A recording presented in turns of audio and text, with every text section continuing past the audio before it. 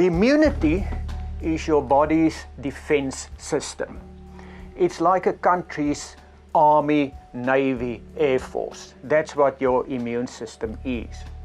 Now, the immune system is there to seek out anything in your body that shouldn't be there and destroy it. Now, many people say they want to boost the immunity. But you know, the immunity is also one of the big causes of aging. Because the immune system continuously look out for something that shouldn't be in your body. And if we live too clean and we're not exposed to germs, we're not exposed to a dirty environment, the immune system gets really frustrated. It's like the army of a country that didn't have any wars to fight. What will it do? It will perform a coup d'etat. It will fight to the inside instead of to the outside. And that, unfortunately, is where a lot of our autoimmune diseases come from. Your immune system, when it gets frustrated, it finds, but there are certain proteins in your body. Bear in mind, the immune system primarily acts against proteins. It sees the protein of the COVID virus and then it makes an antibody to that protein. It sees the protein in the wall of the smallpox virus, and we had immunizations against that, were exposed to those proteins, and you made antibodies to that. The yearly flu shot, I believe very strongly in.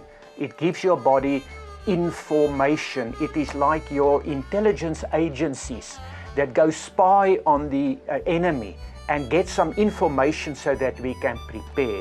It's a little bit like giving your body target practice, so when it encounters the enemy, it knows how to deal with it. Without that, it's a little bit like sending all your soldiers to the front. They all have rifles but don't have any ammunition or training how to use it.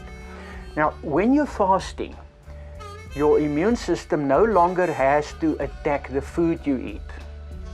It sounds weird, but can you think of any food, however pure, organically grown, that you can inject into your bloodstream? Try that, you'll die. Even pure water, because water is hypotonic. If you inject pure water into your vein, the blood cells break down. So there's nothing that you can put into your body that safely can be put into your circulation. We have therefore to put our food into our intestines, where they broken down to small molecules that your body can absorb through the intestine. And once it's absorbed through intestine, it's still toxic. It then flows through your liver that takes it out of the blood, resynthesizes it, and put it back into the blood before it can reach the rest of your body. Now, when you're fasting, this entire digestive system shuts down. The digestive system occupies roughly 1/3 of your immune system. The lymph glands in the mesenterium, you know why doctors use big words like mesenterium? It's when we don't know what's going on, it sounds like we do. But that is the part that connects the gut to your spine, and from there all the lymph and the blood drains first to the liver and then to the rest of your body. So there's 1/3 of your immune system busy neutralizing the antigens or the toxins in food before it enters your circulation. When you're fasting, the gut goes on holiday. It goes on leave.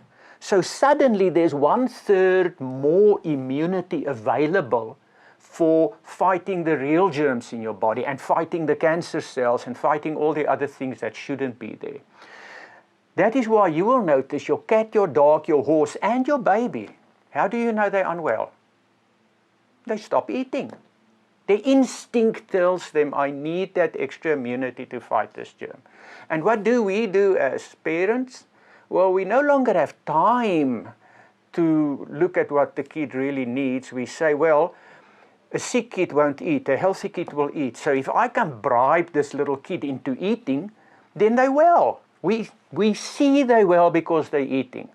And because then the little kid gets praised for eating all the food that we decide that they should.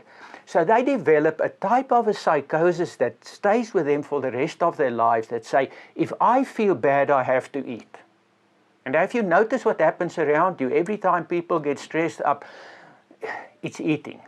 So you satisfy your mother and your father that you're eating, you're not unwell.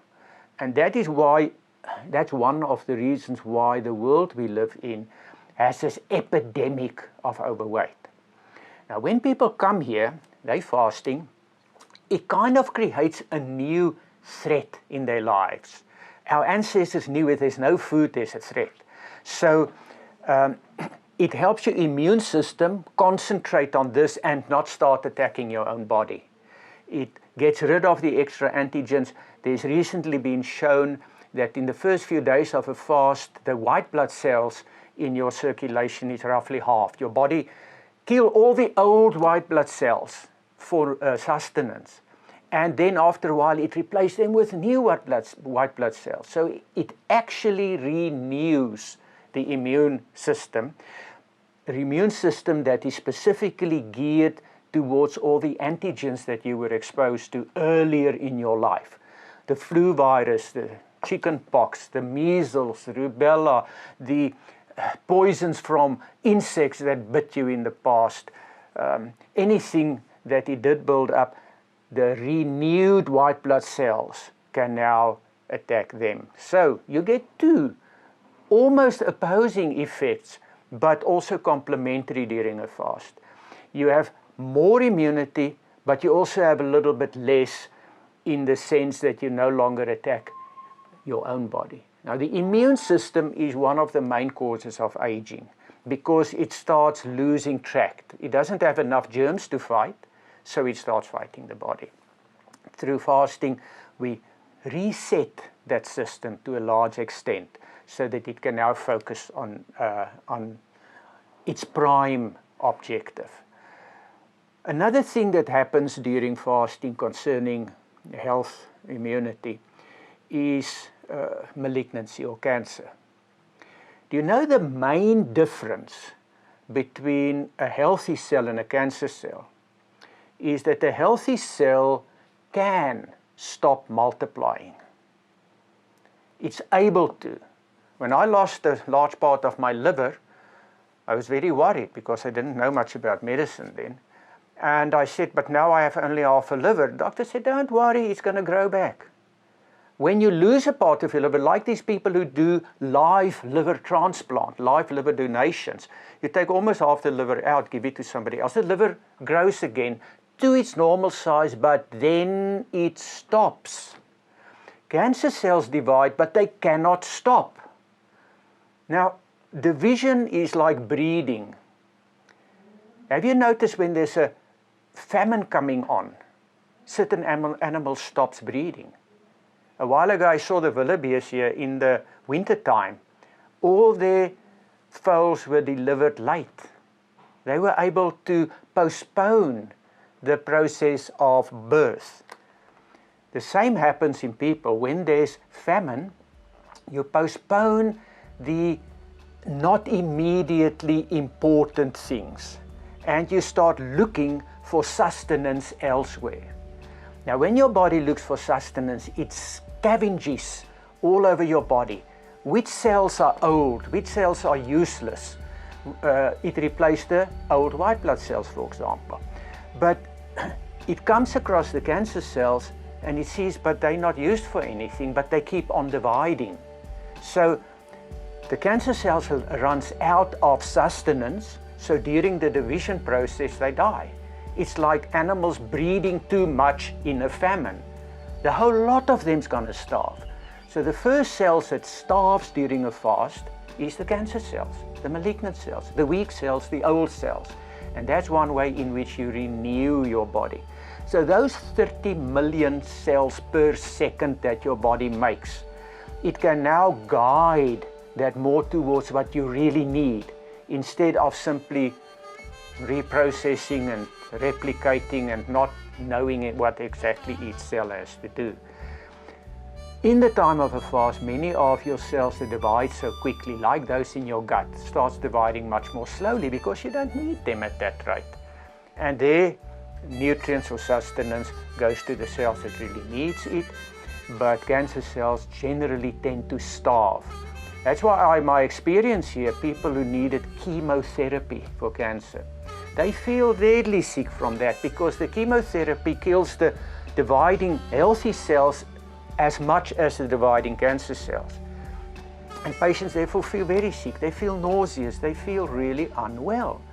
But on those occasions where these patients come here, and I hope they still have enough weight left, and they fast during chemotherapy, they get less nausea, they get less disease, they get less headache, they get less of all the side effects because the healthy cells are not dividing, or much less than they usually do.